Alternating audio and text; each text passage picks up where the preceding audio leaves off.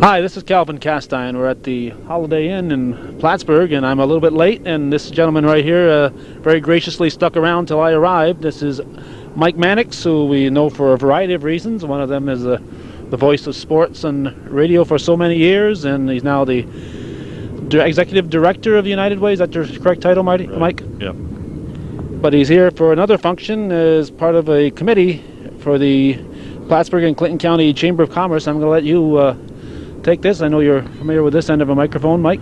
Okay, well, Calvin, I chair the Workforce Partnership Committee for the Chamber of Commerce. This started coming out of the Clinton 2000 workshop that we had back in February of 1990, where our objective is to get business and education together. One of the catchphrases now is, as everybody gears toward the year 2000, is getting business and education together, working more as partnerships. So we're trying to do that in this area of getting business and education to sit at the table and find out what does business need from education as they look on toward the year 2000, what does education need from business. And one of the things that we did today was we had a meeting with area superintendents, and we unveiled a business education resource guide. We think it's a step in the right direction. It's something that a teacher in the classroom can put in their hands, open it up and say, here's a business that has a speakers bureau. So if I want a business to come to my room, they provide a speaker, or they might provide tours for my classes to go on site, or maybe they have a video about their business and what it would take to become involved in that type of a career. And this is just maybe the first step. We're going to continue on and a number of other things that we've done over the last year and a half. Now, were you just unveiling this, or were you looking for input today from the superintendents? Both. First we unveiled it, we gave it to them. We wanted to make sure it got in the hand of the superintendent, the building principal, the fourth grade teacher, the librarian, the business teacher, maybe the guidance office. The reason I say fourth grade teacher, through one of our subcommittees, we've adopted the fourth grade class in the area. That's a class of 2000. And we want to stay with that class intermittently over the next few years until they graduate, just to let them know that, hey, the North Country is a nice place to live, it's a good place to raise a family, and there are job opportunities. What are the job opportunities? What do I have to do to access those jobs? And through that dialogue, maybe by the time that class graduates, they won't all be first looking to get out of the region. You're trying to keep some of our local students in the areas. Keep some of our talent at home. And this is just one thing. We've also have a mentoring program going where people in the community from WCFE or from the Press Republican or from business or from the schools or whatever will adopt a kid and work with them and teach them how to read, teach them how to get along in life, teach them that why is it important to be courteous, why is it important to go to a job interview and how you dress for that job interview, and just a little mentoring program to back and forth. Those who have gotten involved with it just love it. It doesn't require a whole lot of time, and that's something we hope to grow on too in the next few years. So I'm a little not aware of that there. How does that go about? How does the kid get involved in this? Well, we've got a committee that's working on that, and they would get in touch with somebody in that program. Lynn Cordy at the Teacher Resource Center could put them in touch with say Joanne Perry over at WCFE, get them into the mentoring program, and from there it would go on. And that's how it's working. And basically we've sent that over, and WCFE has really jumped in at pretty much nurturing and lining that section up. Are the schools aware of that? If they went to their local guidance counselor or whatever, would they know where to... As of this morning, they are, yeah. Okay. The thing this morning, too, was with the superintendents, we were really trying to encourage them that this was a program that we didn't necessarily want the superintendents to get involved. They're quite busy as it is, but make sure someone from their school gets involved, whether it's a principal, whether it's the business teacher, whether it's somebody from guidance. But whenever we have these functions for business and education to get together, we want all the schools there. All Sable Valley in early February had one of these forums. It worked out beautifully for them, and John Grotto was here today from that district explaining what they learned. They expected business to come in and tell them that their school was all messed up and the kids weren't being educated properly, but that wasn't it. Business has some concerns. They want kids who are literate. They want kids who can read and write and comprehend what they read and write. They want them to be honest. They want them to be dependable. So a kid's got to realize in school now that getting good grades is important. Your attendance record is very important, and that just because you graduate doesn't mean that a job is out there. You've got to be prepared for that job. So this is, I know up at Northeastern, I don't know if you're aware of this, I think it was last Friday as we're talking, they had different career people come in and talk to the students about their jobs. So this is along those same type of lines, except this year's more involved with probably field trips. Let's just take somebody, a Northern Tier business if we can here. Well, one in there you had like Delagar. Delagar is one that probably provides a speaker and will also allow for a field trip. But maybe they don't have a video about what their business is all about or how you access their business. But someone can come in, a teacher can access a speaker from one of these businesses to come in and talk to their class and just explain that business to the class, or how do you access, or what do they actually do. You know, Delagar is probably the prime example. That's one of the best known secrets in the area. Well, not up north. We took a 2-day tour up there. We took 4 hours of video footage, and it was really a fascinating place. And as you said, it was it is a secret up there is what goes on, and it's very fascinating. The different categories are field trip tour, as you said, speaker, demonstration, video slide, and job fairs. Right, you want to touch on any of those? Well, you just spoke about up in the Northern Tier, they had like a career day. Maybe the school, through its guidance office and its business department, wants to set up a job fair and wants to have certain businesses come in to let the kids know what's out there. This guide now, they can look through here and find out who would participate in a job fair, and they can contact the business, and just by picking this up, they can access, rather than probably randomly go around to whatever they could find, whether it was a phone book, yellow pages, and say, well, we'll call this business and that business. Now they've got a document they can look through. How many businesses are listed here, Mike? That's our first, we just came out with it. I think there's 59 that are listed in there right now. And it's something that can be expanded on. We have it it's all done on computer, and more businesses can get into that in future years. This is just really a small percentage of the number of businesses in the chamber, isn't it? Definitely. Yes, that's just 59 businesses in the area, and they're not all chamber businesses. Some of these, I think all of the medias are in there, and there are some businesses that are listed that maybe not our chamber members, but they are businesses that are providing a service in the area, and they want people to know that they're around. So give us a little bit of the groundwork that went into this. Did you contact the businesses and ask them? We sent a survey out to everybody, every business. Do you want to get into it? If so, fill it out. By filling it out, was giving us your full name and address, phone number, a contact person, and then these 5 areas: the field trip, the speaker, the demonstration, the video slide, the job fair. And then another comment and another thing was, what is the main function of your business? It's all, like you said, it's all on computer, and it's something that can be easily looked at. The thing being, once the teacher has this, then they've got a contact person, and they can go from there. I would imagine that some of these businesses will be updating what they have available. Like right now, Delagar says no for the speaker, but maybe 6 months from now or a year from now, they might decide they would like to send a speaker out. So Sure. This stuff, will this be updated every year on an annual basis? It can be as we said. Right now, it's on a computer, and it can be updated at any time. But the next time that it's done, these businesses will be contacted again. Any changes, add to, whatever, and it'll be done.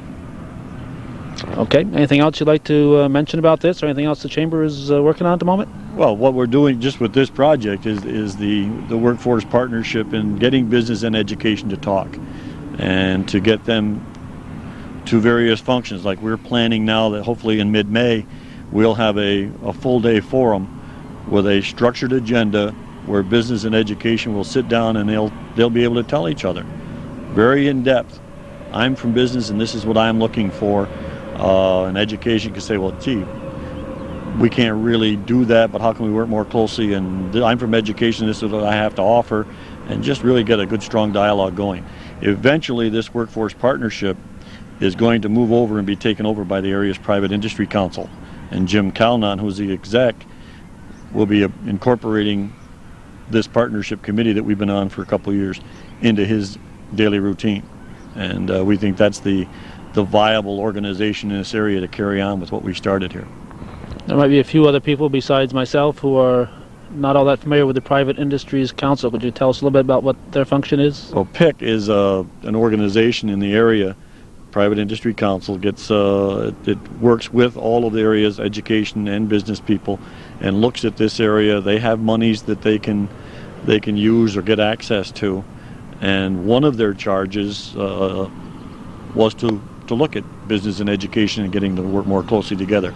So we really think that by our initial step in this, that they were the ideal vehicle to move them into their house, so to speak, and they would take on this project, and our life would go away, and I'd get appointed to some other committee. Yes, you know, this is a volunteer effort on your part, and I want to commend your committee for thinking of things like this here. We took a recent tour with Bob Venn of the chamber offices, and we talked to Amy Whitehead and Robin and a few others in the office, and it's fascinating the number of things that the chamber has available to the community, and the chamber seems to more than ever want to become more involved in the community. You get that same feeling? It's very true. I'm probably in my, I don't know, 5th or 6th year down there as a volunteer on their board, and yeah, they made a lot of changes and shifted around what they're doing and are getting more involved in program services, really trying to address a lot of the programs and services in the small businessmen and what can help the small businessmen, because a lot of time that small businessman turns that key in the morning and they're not going to be able to get out from where they're at. The chamber is the organization that's going to look after their interest. They've got involved in a lot of things. Government Affairs Committee is very, very involved. The wetlands issue, Lake Champlain, tourism. There's just a myriad of things that they're getting involved with, but how it's going to impact this area, its economic growth, and yeah, it's been an active chamber, and it's been fun. Would it be safe to say to any business people out there, whether they're members of the chamber or not, if they have some concerns business-wise of the area, to contact the chamber and see what's being done, or if things can be done that would address their concerns? Definitely. That's why the chamber's there, and if they're not a member, find out what the chamber is doing. They may find out that, hey, it's a viable organization, I want to be a member of it. But then again, maybe they say, well, I can't afford to be a member, but I got this main problem. Well, if you're a businessman and you've got a problem, contact the chamber, and the chamber should be able to help you through that problem or put you in contact with the organization in the area that's going to be able to help you get your answers.